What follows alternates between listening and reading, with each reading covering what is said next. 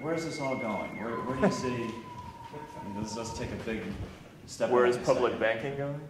Well, not just public banking. Public banking is kind of a solution, but without public banking, where do you see this is going? You see ever increasing levels of consolidation of power, absolutely, leading to social unrest, or what's your prescription? Yeah, I think the end game for too big to fail. I think what we saw generally happen after the financial crisis was major consolidations of some of the banks. The next step is that some of the ones that survived are going to crash, and they're going to be swallowed up by a couple of them. It'll be Chase and Wells Fargo being the Coke and Pepsi of the banking industry, and then we'll have to sort of meet the problem of authoritarianism and consolidation head on from there. But yeah, I think it's definitely going to get worse before it gets better. The whole duopoly thing is right. coming into existence, and a lot of people like Carl Denninger, for example, are seriously concerned about the next crash, which could easily come in 2013. Mm-hmm. And yeah, I mean, I get asked that question all the time. When is the next bubble going to burst? When is that going to happen? That question's a little bit above my pay grade. I always approach this story as less like an economic story and more like a crime story. And what I really look at is, what are they doing wrong? What's criminal? What's not being prosecuted? These market manipulation schemes like LIBOR, the interest rate swap manipulation scandal, the energy price manipulation stuff. Clearly, all of that is worsening. It's coming to a head. But the question of when it's all going to blow, I don't know that. I don't know the answer to that. I definitely hear it all the time from people on Wall Street that this can't go on indefinitely. The QE can't go on indefinitely. It's a high wire act that's going to end, but that's really not my area of expertise. Yeah, did you see the Jeffrey Sachs outburst at the Philly Fed? No, what did he say? He just went crazy. Called them all a bunch of criminals and said that the politicians and the criminals were all in the same class and all this sort of thing. Jeff Sachs, the shock therapy Jeff Sachs? Yeah. Really? Yeah. Wow, that's a change. Yeah, because I lived in Jeff Sachs's Russia, for 10 years. So Are you Russian native? No. I lived there during the whole '90s. After I got out of school, I was there for 10 years actually. Huh. So yeah, a lot of people have questioned that.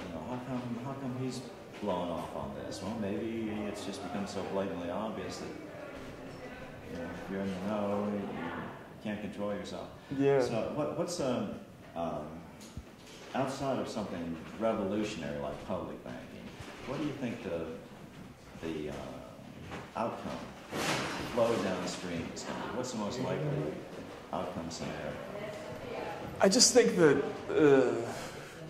the most likely outcome is the market becomes more concentrated, it becomes more corrupt, and we have another collapse of some kind, and then the next time will be the time that we really clean it up. Because what was really significant about 2008 was that we had this tremendous opportunity it should have been this great teaching moment for the whole world economy has just collapsed. We lost 40% of the world's wealth in a couple of months. And what happened? And instead of anybody explaining to the public what happened, even a politician with the tremendous communication skills of Barack Obama, they just punted on the whole question. And they just papered it over, and they tried to throw a whole bunch of money at the problem and make it go away and pretend that it was, the phrase they always use is 1,000-year flood, that it was just an accident, it was bad weather, bad financial weather. So we missed that opportunity to fix it the way we did after the '29 crash when they instituted regulated exchanges of the stock market. We didn't do that with derivatives this time. I think the next time, I mean, there's a lot of ideas that are sort of in place to clean things up, but they do not have the political capital right now to go and do that. And unfortunately, they need for it to get worse before it can get better. Right. And the head of the World Bank, for example, has made a comment that the World Bank's goal is a one world currency backed by gold. Have you seen any rumors of this floating around in your world? No, no, I haven't heard anything about that. I mean, obviously there's always been this concern that the United States. Remember, there was that famous sort of episode about that Michelle Bachmann misinterpreted about the dollar no longer being the world's reserve currency.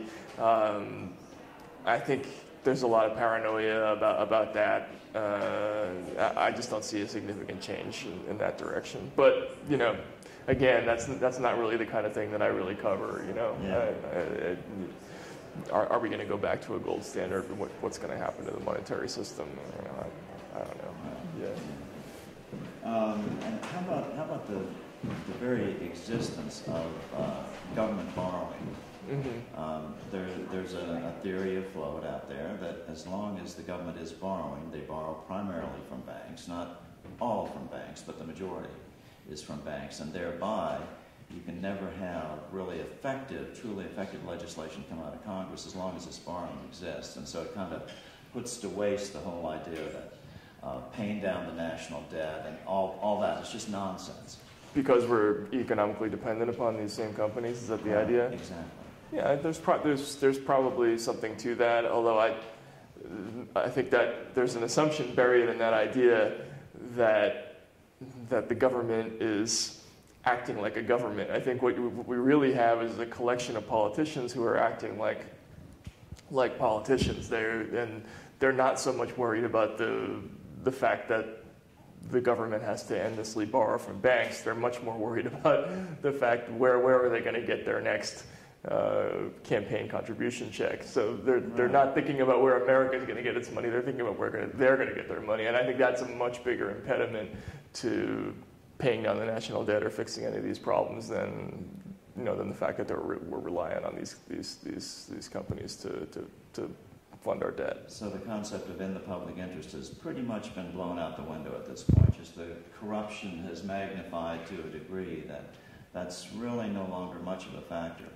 I think that's the main angle on all this is that the inability of politicians to think in the public interest. If they did, we couldn't possibly have something like Too Big to Fail. We couldn't possibly have created mergers of Bear Stearns and J.P. Morgan Chase and Merrill Lynch and Bank of America.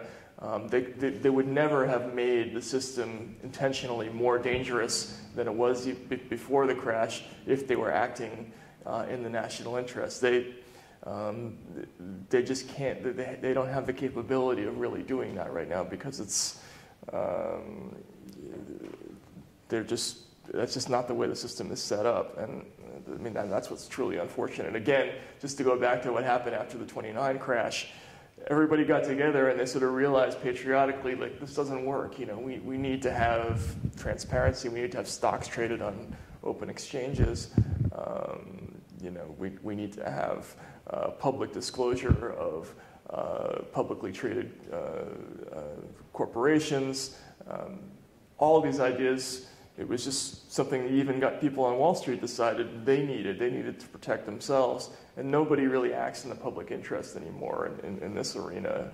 There's just too much self-serving, profit-seeking behavior going on. Well, yeah, but history has kind of shaken a lot of the dust out of those solutions that were offered during the 1930s, and where Friedman and Schwartz wrote a paper that said that it was the Fed that not only caused the Depression by deliberately reducing the money supply by 33%, but then keeping it like that. The Fed could have at any time, by doing really what Professor Richard Werner of Southampton University in the UK, who was the guy that invented the term quantitative easing, but he didn't mean quantitative easing for the purpose of the financial community. He meant to pump it into the real economy. So Friedman and Schwartz said the Fed did it, and then Bernanke, when he was still a Fed governor on the occasion of Friedman's 90th birthday, came out and said, yeah, you're right, we did do it, we made a mistake, and we won't do it again. Right. So there's a big picture overlay here that, the control, the deliberate control that's being exerted, whether, they might say that, well, it's just a big accident. We accidentally kept the currency contracted for 10 years, but it's not. No, they're serving their own. They're serving their own purposes, and really, the purpose of the Fed is not to serve the public interest. Even though they disguised it with that name, the purpose of the Fed is to serve the banking interests only. Sure, and that's the basic problem that we have with the Fed. Yeah, no, and I wrote about this in my book that the Fed primarily, going back to the '87 crash, the internet stock bubble, the crash in 2008. Every time Wall Street speculates itself into trouble, the Fed has come rushing to the rescue by either making money, cheap and available, allowing Wall Street to quote unquote drink itself sober again. They're really fueling a lot of these bubbles, and they're incentivizing this kind of risky behavior. Yeah, and then, they even had that term, the Greenspan put, for years, which was, the whole concept of, well, no matter how badly we screw up, if we push it too far, then there's going to be some level at which the Fed is going to intervene and make us well again. That was the Greenspan put. There was going to be some point in time where the Fed was going to come to the rescue. And I think everybody on Wall Street understands that that's how the Fed's role has evolved in especially in the last 20 to 30 years. It's become this crutch for Wall Street. But now that role has been kind of caricatured by QE. It used to be just slashing interest rates, and now it's $600 billion a year, and then it turns into $40 billion a month, and then it's $80 billion a month, and what's it going to be, $100 billion, 150? Well, when the economy turns down again, we're going to have a Draghi-like statements from the Fed, whatever it takes, kind of thing. Right. So the Fed, is tasked with stability and full employment, and they certainly haven't done either. On the stability angle, I guess they feel that the financial sector is really the only sector that counts, and trying to. In terms of employment, yeah. In terms of trying to create stability. Right. Well, they keep arguing that all these policies are eventually going to lead to lending and employment, even though, it's 3 years into QE and it hasn't happened yet. So, again, most of the people that I talk to on Wall Street see it as a thinly veiled kind of welfare program that just sort of keeps the stock market heated up a little bit and keeps the housing market propped up and doesn't have any impact on the real economy, doesn't create any real jobs. But it certainly keeps Wall Street well. So, if it was the government, it would actually be socializing the financial community, but the Fed is not the government. Right. Well, not really, no. Yeah. It's not, no. It's quasi the government. Yeah. Well, they call it quasi, but right. in essence, it's nothing but a veil between the public interest and the banking community. Right. It's, yeah, exactly. It's the banking community exerting control over the money creation process and finding a way to make that work for them and not for us, and that's what it's all about. And so this is, the public banking thing is the answer to that. It's the response to that. On the state level. Yeah. Well, just on the people level, it's just the whole notion that money creation does not have to be the exclusive province of that one little tribe of people who, Exactly. Well, actually, money should be created by the government in the public interest. Right. Well, and by state-chartered, city-chartered banks, state-chartered city banks, state-chartered state banks, whatever. Right. Whatever distributes the money creation power in a more democratic fashion. Right. Yeah. At the very least, it should be a democratic process. It shouldn't be mysterious. It shouldn't be behind closed doors. We shouldn't only be able to read about it 3 weeks later, which with the Fed's policies, we don't really know what they do until afterwards. And it's all cloaked in this mystery and. You know, Bill Grider even wrote about the fact that the Fed is structured, you know, hierarchically like the Catholic Church. It's like it's cloaked in this kind of weird spiritual, pseudo-mystical structure where you have a pope and bishops and deacons, and I think they want intentionally to make it non-transparent and mysterious, whereas it should be accessible to everybody. I mean, I think what this is it's the financial concept of, you know, Martin Luther. It's bringing instead of bringing the Bible to the people, it's bringing money creation to the people, and I think that's a really interesting idea.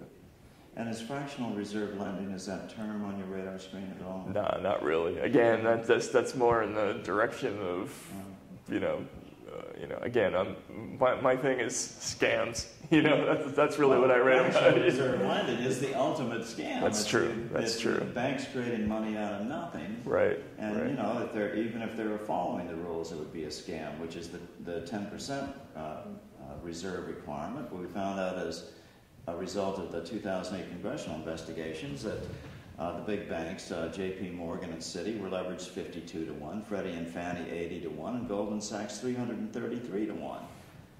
That's a lot of money. Right, right. Well, yeah. I mean, I hadn't heard those numbers. I knew that they went to Donaldson at the SEC in 2004 and asked to change the net capital rule so that they could leverage more, but I didn't realize that it was that high. So yeah, no, this is right out of the 2008 congressional hearings. Okay, yeah, I didn't know that.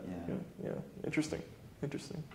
Anyway, it's nice to have you here. Well, thank you. We at Public Banking are honored that you put your celebrity on the line to support it, and that's what it is. You know, and that's my celebrity. Yeah. I know. Well, it's not celebrity to you, but it's celebrity to us. So. Right. No, I mean, this is a look.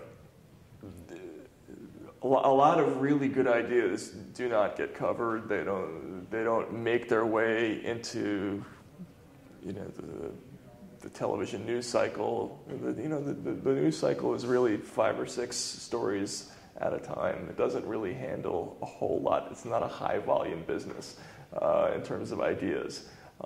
So I think, you know, it's sort of the responsibility of reporters every now and then to kind of try to give something a push a little bit. You know, that's part of the job. So that's what I'm trying to do. I have an interesting story about that. I had a friend who was president of one of the 3 major networks on the radio side. Mm-hmm.